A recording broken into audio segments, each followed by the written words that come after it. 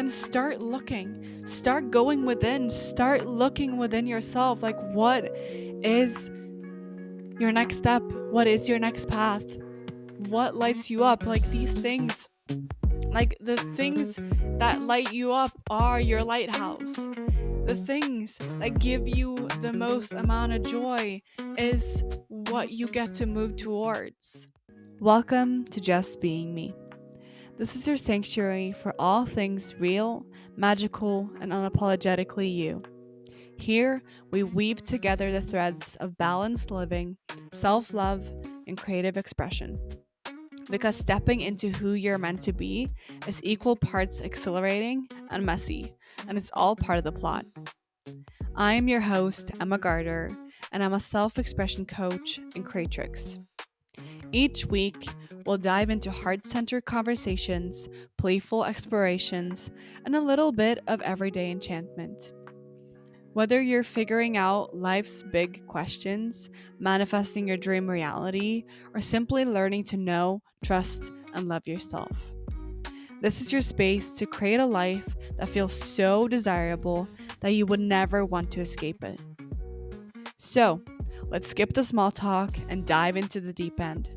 Your story starts here, and the pen is in your hand. Now, let's get into the episode. Hello, beautiful, authentic beings. It's so good to have you back here with me. Ah, I have been wanting to talk more about this topic for a while now, but I feel like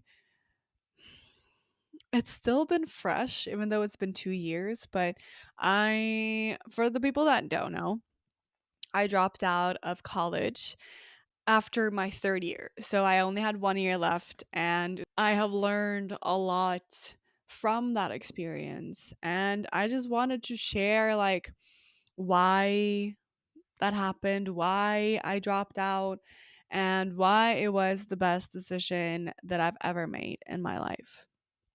So, for the people that don't know, I studied at FIT, Fashion Institute of Technology, and it was the three most craziest years of my life up until then. Of course, a lot of things has happened, but it was more chaotic than it was like exhilarating crazy, you know. The pandemic happened at that point, and I ended up in the hospital because I drank too much alcohol the first week that I lived there. Like, so much craziness, and I partied like so hard. I smoked weed. I every day. Like, it was really a turbulent time in my life, and it was also the most pivoting moment that has now changed my life forever. I had a dream when I was really young about moving to New York, going to like being one of the Sex in the City. Like, I watched Sex in the City from when I was young, and there was like a seed planted, like, oh, I have to go to New York. I have to live my dream life. And I really did do that. And I lived as the people in Sex in the City, maybe not as glamorous, but I did the random hookups. Like I said, I went out partying. I studied really hard, but I also got really mentally messed up. My mental health at the point when I dropped out was really, really bad. And I also went through some sexual trauma within that time. So it's not all just because of New York, but I'm a projector. And if you know anything about projectors and human design, you know that we need our rest. We need our beauty sleep. We need to slow the fuck down and not go, go, go all the time. We need to recharge. And I didn't do that. I didn't have the space for that. So instead, I smoked weed to decompress. And I think a lot of New Yorkers do smoke weed, and a lot of other people maybe, because their everyday life is so hectic. So they need that like calming sensation in order to actually function. And it was really like there was an addiction that developed through that. And I felt like everything was getting messier and messier. I also lost a lot of weight. I struggled a lot with my eating and have been my whole life. And when I was living in New York, like I didn't have time to cook because school took up most of the time.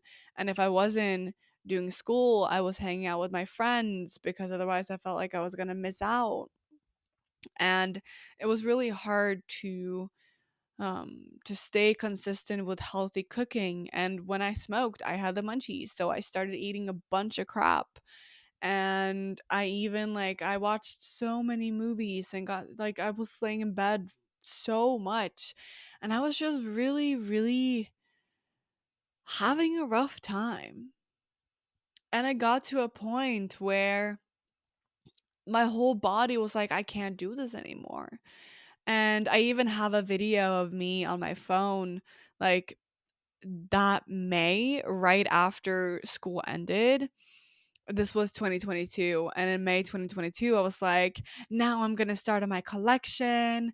And now I'm going to like do all these things. And I think a part of me was going in that direction because I felt like I had to. I felt like that was the path that I had to go on in order to be successful. And I had to do so much in order to be successful. And it wasn't until like maybe June or even, yeah, just like a month later that I realized like I looked at the next year and I was like, okay, I have my senior thesis, which is like the biggest project throughout the whole like 4 years of getting your bachelor. And I knew what it took. Like my friends, two of my friends had gone, they were in the class above me, and they had gone through the senior thesis and they had sleepless nights and they worked their asses off. And I knew in the condition that I was in, like I wasn't able, I would not be able to, first of all, finish. And I also didn't see the point, like, since I was an international student, you would get kicked out of the country 6 weeks after graduation. I think it is. I'm not 100% sure. But I was like, so what am I doing this for?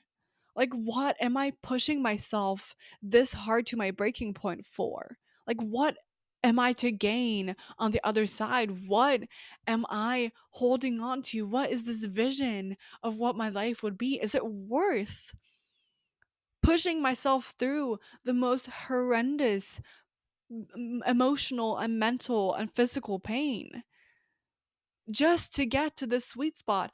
And it wouldn't even be the great sweet spot because I would be an intern and I would work for someone else and being their runner. Boy, I had done some like styling help out, like picking up um clothing for shoots and stuff like that, and it was a lot of running and it was just like you had to do everything.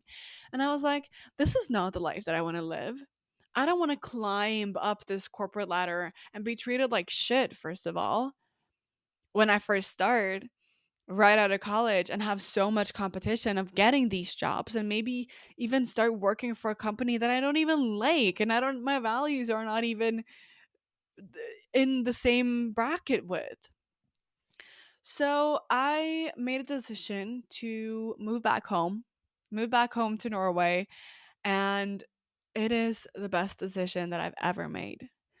I was scared shitless. First of all, I was scared to tell my mom about my choice of dropping out because my mom and dad had put so much effort and intention and just, love into sending me to New York. First of all, me being able to live in New York, it cost. And being a student, like I wasn't even able to get a job as an international student unless I had to go through like a whole bunch of processes. So I was scared of that. And I was also scared of what I would do when I moved back. Like, what would my life be like? This was my trajectory from my whole life. Not my whole life, but majority of it. Majority of like my grown adult life from high school. I went to a fashion high school, and I wasn't sure like who I would be without this part. And I moved back home and I struggled a lot. I dissociated. I escaped my reality because I didn't want to actually look at it. And I did a lot of work and it took a lot of time in order for me to actually get to a place where I felt safe within myself, where I felt just like good about what I was doing. But if it weren't for dropping out of college, if it weren't for making that decision of listening to my intuition, because my intuition was like clear, it was like, you need to go home. You need to go home. This is not right for you. Your path is changing. And I think if I hadn't followed that, and if I hadn't really listened to what was actually right for me and had stayed on the course of what I thought I was supposed to do, I would have broken down completely. Like, I can't even imagine where I would be. And if this is you, if you are on a path where you feel like this is all wrong, like I just this does not light me up at all, look at your future and just be like, okay, is this, yeah, you might work hard like for the things that you want to accomplish, and the things like this with my coaching business, I got to work. I got to do the work, and it's not always easy. But the whole process, me doing this, me sitting here talking to you, all the things that I do is making me happy. The majority of the things that I'm doing right now is making me happy. So if you're looking at the trajectory of your life, if you have a job where you look at, where would your next promotion go to? Look at that person. How is that person living their life? If their life looks miserable to you, and if you feel like, what the fuck? No, I just don't. This is not the life that I want to live. Start going within. Start listening to that inner voice. And really, really ask yourself, like, what do you want to do? What is actually going to give you the life that you want to live? Maybe it's going back to school again. Maybe it's going and taking a coaching certification. Maybe it's like buying a plot of land and growing your own food. Like, what is actually going to give you the most incredible life that is designed for you? And start looking at what your beliefs around what you have to do are. Do you believe that you have to become a doctor in order to have a safe and comfortable life? Or an attorney? Or, I don't know, an engineer? Do you believe that you have to go the same route, the same path as your parents in order to be accepted? Do you feel that you have to fit in to this mold, that you have to go the same way as the rest of society in order to be happy? My guess is that if you're still here and if you're still listening to this and you're questioning your path, no, you're meant for something more. You're meant for something that's even bigger than you can even imagine. And it's your choice. It's your decision that needs to happen to move towards that. And you will not know your whole path. You will not know exactly where you're going to end up, because what would be the fun of that? Like, if I already knew where I would end up, I would be there already. We are here to learn and grow and evolve as we move. But you making this decision about, okay, I cannot live this life anymore. This is not for me anymore. I something needs to change. Like this, I don't want to be miserable for my whole life. I know that I'm meant to live an abundant, beautiful, happy, ecstatic, incredible life. Just making that decision right now and being like, I know there's something else out there for me. And start looking, start going within, start looking within yourself. Like, what is your next step? What is your next path? What lights you up? Like, these things, like the things that light you up are your lighthouse. The things that give you the most amount of joy is what you get to move towards. And it's not always going to be easy. Being on this path is most likely harder. You might live a very cushioned life. It might not be super interesting, but it might be okay. And your ego wants that for you. Your ego wants you to be safe, and going a different path, moving a different way than everyone else is not quote unquote safe for your ego. So know that things will come up. Know that resistance will come up, but you just got to take the next step. You just got to keep moving forward and know that you will find more clarity the more you walk.